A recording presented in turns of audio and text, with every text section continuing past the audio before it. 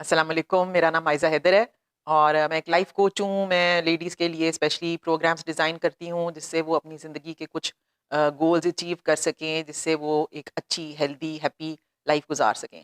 तो कुछ दिनों की ताख़ीर से मैं ये वीडियो कर रही हूँ। मेरा इरादा तो था कि मैं रेगुलर कंटेंट डालूँ, लेकिन ऑब्वियसली जब आप प्रैक्टिकली ज़्यादा काम कर रहे होते हैं, तो फिर ये कंटेंट बनाना भी एक पूरा शोबा है। तो उसके लिए फिर आपको एक टाइम भी चाहिए और थोड़ी-सी क्लैरिटी भी चाहिए, फ्रेश भी होना चाहिए, तो वो कुछ दिन में बहुत ही हेक्टिक से गुज़रे, इस वजह से फिर मैं कंटेंट नहीं बना सकी। तो अभी भी मेरी कुछ जो लेडीज़ से बात हो रही थी, तो उनका ख़्याल था कि आप इस मौज़ू को ज़रूर टच करें कि जो डिप्रेशन हो जाता है, तो उससे कैसे निकला जाए, या ज़्यादातर एक कॉमन चीज़ जो होती है, लेडीज़ यही कह रही होती हैं कि जी हमें बहुत डिप्रेशन फ़ील हो रहा है। तो देखिए, डिप्रेशन जो है वो एक नेचुरल एक स्टेट ऑफ एक बीइंग है, कि जब आपके ऊपर प्रेशर्स इधर-उधर से ज़्यादा पड़ना शुरू हो जाते हैं, तो ऑब्वियसली आप डिप्रेस्ड फ़ील करते हैं। आपकी बॉडी की जो भी एनर्जीज़ हैं, वो ज़रा स्लो डाउन हो जाती हैं। थोड़ा-सा आपको लगता है कि आप में कोई मोटिवेशन नहीं हो रही कुछ काम करने की। ये सारी चीज़ें नेचुरल हैं। लेकिन उससे ये नहीं होना चाहिए कि वो बहुत ज़्यादा वो वाली स्टेट है, वो प्रोलॉन्ग्ड हो जाए, बहुत लेंथी हो जाए, या इतनी लंबी हो जाए कि वो आपको लगे कि मैं इससे निकल नहीं पा रहा। तो डिप्रेस इंसान होता है, लेकिन अगर आपके पास प्रॉपर टूल्स हों, अगर आपके पास प्रॉपर नॉलेज हो, तो फिर आप उस स्टेट में से जल्दी बाहर निकल आते हैं। तो ये चीज़ें हैं, कॉमन चीज़ें हैं, मतलब कोई रॉकेट साइंस नहीं है जो कि मतलब लोगों के साथ हम कोई डिस्कस करते हैं बातें, बिल्कुल कॉमन सिंपल सी बातें हैं। लेकिन कई दफ़ा होता है कि कोई छोटी-सी चीज़ क्लिक कर जाती है, तो वो उनको लगता है कि जी ये मेरे लिए एक बेनिफिट की बात आपने बता दी है। और ज़्यादातर मैंने आपको बताया है कि कुरान से ही वही गाइडेंस मिल रही होती है कि लोगों के छोटे-छोटे इश्यूज़ होते हैं। तो जब आप एक बड़े कैनवस पे चीज़ों को देख रहे होते हैं, तो वो चीज़ें अपनी-अपनी जगह के ऊपर ठीक लगती हैं। लेकिन जब आप किसी एक चीज़ को बहुत ज़्यादा फ़ोकस कर लेते हैं, जिस तरह आप कैमरे की हम करते हैं ना, लेंस को ज़ूम कर लेते हैं। जब आप बहुत ज़्यादा ज़ूम कर लेते हैं, तो फिर वो चीज़ आपको आउट ऑफ प्रोपोर्शंस बड़ी लगना शुरू हो जाती है। तो होना यही चाहिए कि अगर आप चीज़ों को उनके प्रॉपर पर्सपेक्टिव में देखते हैं, तो वो चीज़ें आप जल्दी उनसे मतलब कोप कर लेते हैं और जल्दी उस स्टेट से बाहर निकल आते हैं। वरना डिप्रेशन होना कोई एबनॉर्मल बात नहीं है, मतलब हो जाता है और इंसान उसमें फिर बाहर भी निकल आता है। तो ख़ास तौर पे हमारे मुल्क के जो हालात चल रहे हैं पिछले कुछ 1-2 सालों से, वो तो ज़ाहिर है हर बंदे के लिए ही, जो जो बहुत एक्टिव था या बहुत ज़्यादा कोई उसने अपनी कोई गोल सेट किए हुए थे, ऑब्वियसली बहुत लोगों को फ़र्क पड़ा है। चाहे जो पॉलिटिक्स में थे, चाहे वो एक्टिविज़्म में थे, जिस भी थे, मतलब ज़ाहिर है कि हालात मुल्क के एकदम डेमोक्रेसी से चेंज होके कुछ थोड़ा-सा कोई हाइब्रिड सा सिस्टम ऐसा बन गया कि जिसमें एक थ्रेट सा आपको रहता रहा, और थोड़ा-सा इंसान फिर ज़रा अपनी एक्टिविटीज़ कम कर देता है, कभी नज़रों में ना आए या जो कुछ भी। तो लोगों में मैंने देखा है कि ख़ास तौर पे जो मेरे सर्कल्स थे, काफ़ी लोगों को ये प्रॉब्लम्स रही हैं, और हर एक की अपनी-अपनी स्टोरी है। लेकिन ये है कि उम्मीद पे दुनिया कायम है, और इंशाल्लाह एक पॉज़िटिविटी रहनी चाहिए कि आपको कल का नहीं पता कि क्या होगा। तो हालात बेहतरी की तरफ भी जाएँगे इंशाल्लाह, उम्मीद रखनी चाहिए। और बाकी ये है कि एक-एक दिन करके आप उस अपनी जो भी प्रॉब्लम्स हैं उनको फेस करते हैं। तो जिस तरह मैंने शायद पहले भी किसी एक अपनी वीडियो में मेंशन किया था कि मैं basically I am a mother of a special needs child. तो मेरी बेटी जो है, अब वो माशाल्लाह ग्रोन अप है, और वो बॉर्डर लाइन ऑटिस्टिक थी। तो बचपन में काफ़ी मेरा एक स्ट्रगल का पीरियड रहा उसके साथ। और लेकिन ये कि अल्हम्दुलिल्लाह मैं जितना भी शुक्र अदा करूँ, क्योंकि उस वक़्त तक मैं थोड़ा-सा कुरान को एज़ अ टेक्स्ट बुक समझने की कोशिश कर रही थी, और बहुत सारे कॉन्सेप्ट्स मुझे क्लियर हो गए हुए थे by the time she was born. तो उसमें मैं अल्लाह का जितना भी शुक्र अदा करूँ कि मुझे कभी भी डिप्रेशन नहीं हुआ, उस वजह से कि मतलब मुझे मेरी बेटी जो है वो स्पेशल नीड्स है। क्योंकि एक हमारी उस वक़्त एक टीचर होती थी, मैं बड़ी उनकी रिस्पेक्ट करती हूँ। और सॉरी, तो उसमें वो हमेशा ये कहती थीं कि जब आपके ऊपर कोई मुश्किल टाइम आता है, तो आपने ये अल्लाह को नहीं कहना कि ओह अल्लाह व्हाई मी? आपने ये सोचना है कि व्हाई नॉट मी? मतलब एक आज़माइश आई है, एक परेशानी आई है, तो वो ये कैसे आप अपने आप को कह रहे हैं कि जी मेरे पे कैसे आ गई है? मतलब हम सब ह्यूमन बीइंग्स हैं, और हम हमें अंडरस्टैंड करना चाहिए कि ये दुनिया जो है ये कोई जन्नत नहीं है। आप आए हैं, आपका यहाँ पे एक टेस्ट होना है, और फिर उसके मुताबिक आपका कोई फैसला होना है। मतलब मुस्लिम्स का तो ज़ाहिर है कि ये बिलीफ है कि ये दारुल इम्तिहान है जहाँ हम आए हुए हैं। तो आपके ऊपर जो भी आपका एक पेपर आ गया है, कस्टमाइज्ड आपका एक पेपर आ गया है, तो आपने उसको to the best of your abilities उसको उसको उसके साथ डील करना है। तो फिर आपके पास कोई डिप्रेशन की गुंजाइश नहीं रह जाती। फिर आपने एक्टिवली देखना है कि मैं इस प्रॉब्लम को कैसे रिजॉल्व कर सकता हूँ। और उस वक़्त अल्हम्दुलिल्लाह जो भी मेरे पास मतलब जो हो सकती थे हमारे रिसोर्सेज़ जो भी हम किसी को कंसल्ट कर सकते थे, हमने कोई चीज़ छोड़ी नहीं। और मतलब उससे कोई बहुत फ़ायदा इसलिए नहीं हुआ कि ऑब्वियसली वो ऑटिज़्म एक इस किस्म की अभी एक बीमारी है अभी तक, कि वो एक एक स्पेक्ट्रम है। और मुख्तलिफ बच्चे ऑटिज़्म के मुख्तलिफ तरह से बिहेव करते हैं, कुछ चीज़ें उनकी कॉमन भी हैं, लेकिन ऑब्वियसली उसका कोई क्योर नहीं है। मतलब आप मैनेज कर सकते हैं बहुत सारी चीज़ों को, लेकिन ये है कि ऑब्वियसली क्योर अभी तक कोई उसका कोई ऐसा डिस्कवर नहीं हुआ कि आप ये टीका लगाएँ तो ये चीज़ क्योर हो जाएगी। एनीवेज़ वो एक चीज़ चलती है। लेकिन उस वक़्त भी मैंने मोटिवेशनल कोट्स कोई सामने अपने लगाई हुई थी, और उसमें एक बहुत बड़ी चीज़ ये थी कि happiness is not the absence of problems but the ability to deal with them. यानी खुशी इस चीज़ का नाम नहीं है कि आपकी ज़िंदगी में कोई प्रॉब्लम्स हों ही ना, बल्कि खुशी इस चीज़ का नाम है कि आप जो प्रॉब्लम्स आती हैं, उनके साथ आप डील कैसे करते हैं। तो फिर मैंने आपको बताया था कि वो एक बहुत साल वो स्पेशल स्कूल्स में जाती रही, फिर एक स्टेज के ऊपर कोई ऐसी क्राइसिस सा आया कि जो एक्जिस्टिंग उसका स्कूल था बहुत अच्छा, जो बड़ा 1 टू 1 बच्चों का ध्यान रखते थे और सारा कुछ, वो उन्होंने कहा कि जी हम बहुत एक्सपेंसेस इसके ज़्यादा हो गए हैं और we are unable to deal with it, तो वी आर क्लोजिंग डाउन। तो फिर हमने जो था वो खुद कोशिश करके कुछ पेरेंट्स ने मिलके हमने कहा कि हम एक इसका स्कूल का सेटअप बनाते हैं जिसमें हमारे बच्चे कंटिन्यू कर सकें। तो वो भी एक कुछ साल मैंने 3-4 साल मैंने एज़ अ डायरेक्टर वो एंजल्स के नाम से बहुत ज़बरदस्त प्रोजेक्ट था, वो हमने रन किया। तो उसमें भी ये था कि पेरेंट्स का एक सपोर्ट ग्रुप भी था, और फिर ये है कि चूँकि मेरी बैकग्राउंड उस वक़्त तक मैं वो अपनी तंज़ीम से मतलब मैं हट गई हुई थी, लेकिन ऑब्वियसली मेरे पास एक नॉलेज थी, कुरान की नॉलेज थी। और जो पेरेंट्स आते थे हमारे पास, वो बहुत ज़्यादा डिप्रेस्ड भी होते थे, और they were unable to deal with the reality कि ये बच्चा जो हमारा अब एक है, वो कभी भी शायद नॉर्मल ज़िंदगी ना गुज़ार सके। तो उनको समझ नहीं आ रही होती थी कि मतलब ये पैदा तो हो गया, अब हम इसका करें क्या? अब एक डिनायल सा होता था। फिर ये है कि स्पाउसेस की आपस में बहुत ज़्यादा एक मिसअंडरस्टैंडिंग शुरू हो जाती थी कि शायद ये किसी की गलती है, तुम्हारी वजह से हुआ है, या वो कहती थी तुम्हारी वजह से कुछ हुआ है। यानी एक inability to deal with the fact कि भई ये आपके एक बच्चा है, ये एक पूरी उम्र की आपकी एक ज़िम्मेदारी है, और इसको ये शायद बाकी बच्चों की तरह कभी भी बिहेव ना कर सके, लेकिन अब आपने आगे बढ़ना है, अब ये हो गया है। तो वो रियलाइज़ेशन बहुत कम होती थी। फिर सपोर्ट ग्रुप्स का या काउंसलिंग का उस वक़्त ये फ़ायदा होता था कि चलें थोड़ी-सी कोई बात आप किसी को समझाते थे, तो लगता था कि भई अब शायद इनकी कोई ज़िंदगी में कोई एक इम्प्रूवमेंट आना शुरू हो, या इस स्टेप से वो अब आगे बढ़ें कि हो गया, अब करना क्या है?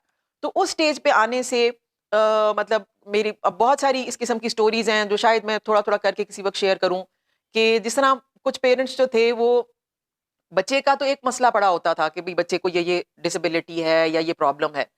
वो खुद डिप्रेशन में चले जाते थे। तो अगर माँ डिप्रेशन में गई हुई है, तो फिर बच्चे की केयर किसने करनी है?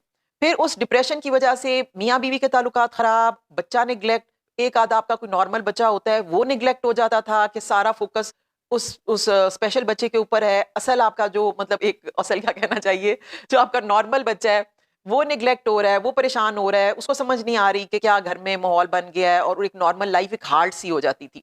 तो उसमें सबसे बड़ी जो जो गाइडेंस मैं उस वक़्त उनको देती थी, वो यही था कि भई अब आपने ये अल्लाह की तरफ से एक इम्तिहान है। अब हमारा माशरा भी ज़िंदा नहीं रहने देता। मतलब लोगों की जितनी ज़बानें होती हैं, उतनी वो बजाए हेल्प करने के एक एक प्रॉब्लमैटिक सिचुएशन में किसी मियाँ-बीवी को जो मतलब वो इस क्राइसिस से गुज़र रहे हैं, वो तरह-तरह की बातें ज़बानों पे होती थीं कि ये कोई गुनाहगार हैं, तो इनको शायद कोई सज़ा मिल गई है, या इस किस्म की बातें। फिर उनको बैठ के समझाना पड़ता था, ये कुरानिक कॉन्सेप्ट्स उनको आराम से बैठ के समझाने पड़ते थे कि ये कोई दारुल इम्तिहान है जहाँ आप दुनिया में आए हुए हैं, ये कोई दारुल जज़ा नहीं है, यहाँ पे कोई जज़ा-सज़ा का फैसला नहीं हो रहा कि गुनहगार है तो उसकी कोई पकड़ हो गई है और उसको ये सज़ा मिल गई है कि बच्चा स्पेशल आ गया है। तो ये चीज़ें समझानी पड़ती थी। फिर लोग कहते थे कि जी ये कैसे आप आइडेंटिफ़ाई करेंगे कि ये कोई इम्तिहान है, कि ये कोई सज़ा है? तो उसका एक बड़ा सिंपल सा एक फ़ॉर्मूला मैंने खुद भी पढ़ा हुआ था, सुना हुआ था, तो वो एक बड़ा एक ज़बरदस्त फ़ॉर्मूला था कि अगर कोई इम्तिहान आपके ऊपर आता है, जो कि आपको अल्लाह से क्लोज़ कर देता है, तो इसका मतलब है वो आपका इम्तिहान है। और उसमें आपने पास ही पास होना है अगर आप पॉज़िटिव रहते हैं, और रिगार्डलेस के उसके रिजल्ट्स क्या आए, आप उस इम्तिहान में पास हो जाएंगे, क्योंकि आपके ऊपर एक इम्तिहान आया अल्लाह की तरफ से, और आपने अच्छी तरह से उसको अपनी बेस्ट एबिलिटीज के मुताबिक डील करने की कोशिश की, आप पॉजिटिव रहे, आप शुक्रगुजार रहे, आप अल्लाह के क्लोज रहे, तो वो एक इम्तिहान था। हाँ, अगर यह है कि अल्लाह की तरफ से इम्तिहान आता है और आपका ईमान ही खत्म हो जाता है, आप इतने बददिल होते हैं कि आप कहते हैं कि जी मेरे पे कैसे अल्लाह ने ये इम्तिहान दे दिया, मुझे कैसे सजा दे दी, मैं अब ना इबादत कर सकता हूँ, ना मैं अल्लाह से कोई कनेक्ट हो सकता हूँ, मुझे हर चीज से नफरत हो गई है। तो ये मतलब आप गलत तरफ अगर गलत टेंजेंट पे निकल जाएं, तो फिर वो एक तरह से वाकई सजा हो सकती है कि इस छोटी सी चीज ने आपको, मतलब जो असल असल सोर्स थी, जो आपको पता भी होना चाहिए था कि आपका इम्तिहान हो रहा है, आप उस इम्तिहान में फेल हो गए हैं और आप अल्लाह से दूर चले गए हैं। तो ये क्राइटेरिया जरूर रखना चाहिए कि इम्तिहान क्या है, और सजा किस सेंस में हो सकती है कि आप अगर उस सजा के तौर पे अगर किसी इम्तिहान को ले रहे हैं तो आप अल्लाह से दूर हो जाएं, आपका यू लूज योर फेथ, ये आपके लिए कोई सजा हो सकती है। तो इस वजह से अगर कोई इम्तिहान आता है, आप पॉजिटिव रहते हैं, आपको कुरान का इल्म हासिल होने की वजह से ये चीज पता है कि ये दुनिया में मैंने इम्तिहान देना है। अल्लाह ताला कहते हैं कि कोई भी परेशानी, कोई भी मुसीबत जो इस दुनिया में आती है तुम्हें, वो मैंने पहले लिख के रखी हुई है। वो एक किताब है, उसमें लिखी हुई है कि तुम्हें ये प्रॉब्लम्स आएंगी, और देखना ये है कि तुम उसके साथ डील कैसे करते हो। क्या तुम पॉजिटिव रहते हो, क्या अल्लाह पे भरोसा रखते हो, क्या फिर भी अल्लाह के शुक्रगुजार रहते हो, या ये कि तुम बिल्कुल दूसरी तरफ निकल जाते हो, बागी हो जाते हो, बददिल हो जाते हो, और फिर भी चांस होता है इंसान के पास कि जिस वक्त भी वो उस स्टेट ऑफ माइंड से बाहर निकले तो वो वापस पलटे। और अल्लाह ताला रहमान और रहीम है, वो हर वक्त तैयार होते हैं कि कौन सा बंदा वापस पलटता है। तो वो ये सारी चीजें जिंदगी के साथ चलती हैं, यही कुरानिक कॉन्सेप्ट्स हैं। तो हमने कभी भी अपनी अच्छी उम्मीद, अच्छा गुमान अल्लाह से छोड़ना नहीं है। कोई इम्तिहान आता है तो वो इम्तिहान आएंगे, ये दुनिया है, और इसकी बेसिस के ऊपर फैसले होने हैं कि आपने जन्नत में जाना है या जहन्नम में जाना है। तो ये सिंपल सी बातें हैं, ये कोई रॉकेट साइंस नहीं है। लेकिन प्रैक्टिकली क्या देखने में नजर आता है कि इंसान बहुत जल्दी मायूस हो जाता है। जब खुशी मिल रही होती है तो आपे से बाहर हो जाता है। यही कुरान कह रहा है कि तुम लोग आपे से बाहर हो जाते हो, भूल जाते हो कि ये जो खुशी मिल रही है या किसकी वजह से मिल रही है या देने वाला कौन है। लेकिन जब मुसीबत आती है तो फिर अल्लाह से गिले शिकवे शुरू हो जाती हैं, और इंसान समझता है कि भाई क्यों मेरे साथ ये क्यों कर दिया। तो बहरहाल ये छोटी छोटी सी चीजें हैं। कुरान ये जब क्लियर बता देता है कि आप हर हाल में कामयाब होंगे, रिगार्डलेस कि आपको प्रॉब्लम क्या आई है, अगर आपका एटीट्यूड ठीक होगा।